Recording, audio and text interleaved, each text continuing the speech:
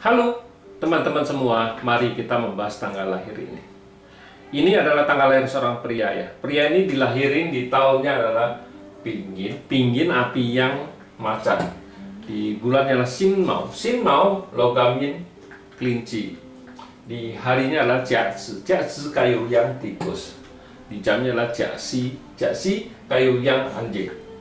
Di bulan 10 tahunnya adalah Iwi kayu yin kambing. Mari kita lihat tanggal lahir pria ini. Pria ini kalau kita lihat kalau di Pak sesuatu pasti ngomong Pak ini kuat. Karena kayu ini kan lahir di musimnya kayu kan gitu. Artinya Pak kuat. Terus di cabang bumi ada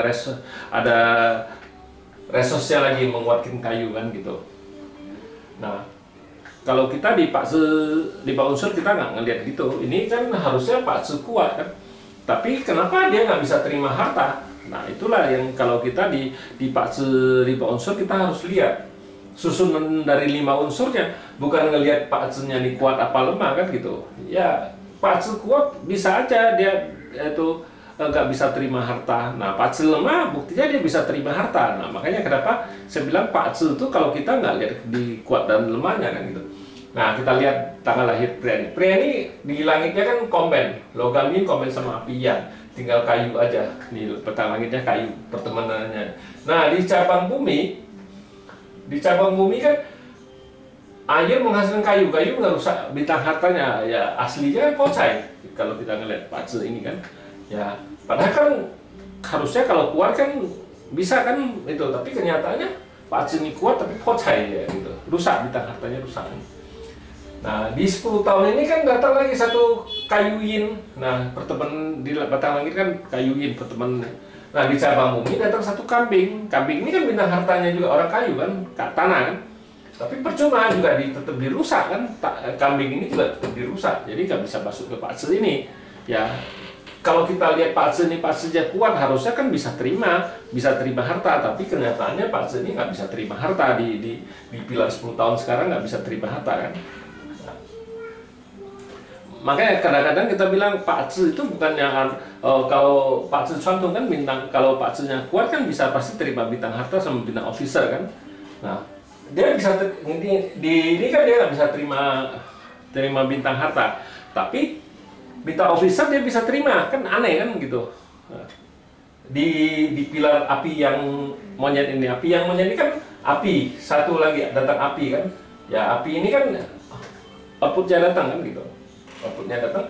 Nah di cabang bumi datang monyet ini kan officernya kuannya kan. Nah kuannya datang bagus dia, Pakse ini jadi bagus kuannya datang. Kan aneh kan kita bilang, sedangkan harta nggak bisa terima tapi bisa terima officer. Nah situ mau baca Pakse ini kuat apa lemah, kan bingung juga kan gitu. Sedangkan ini harta nggak bisa terima tapi officer bisa terima. Tapi jangan cuma lihat api yang monyet aja kan. Nah, sesudah api yang monyet, api yin ayam. Nah, di api yin ayam ini memang sama-sama dua-dua aja api kan, kalau kita perhatikan. Api di langit, di cabang bumi juga, ayam itu logam juga sama kan. Sedangkan di api yang monyet juga api, sama dengan logam juga kan, sama.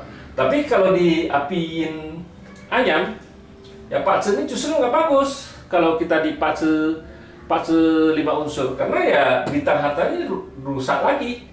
Gitu, rusak lagi bintang hartanya. Padahal kan ayam sama monyet. Makanya kalau kita di Pakse 5 unsur tuh hati-hati kalau baca Yuksen.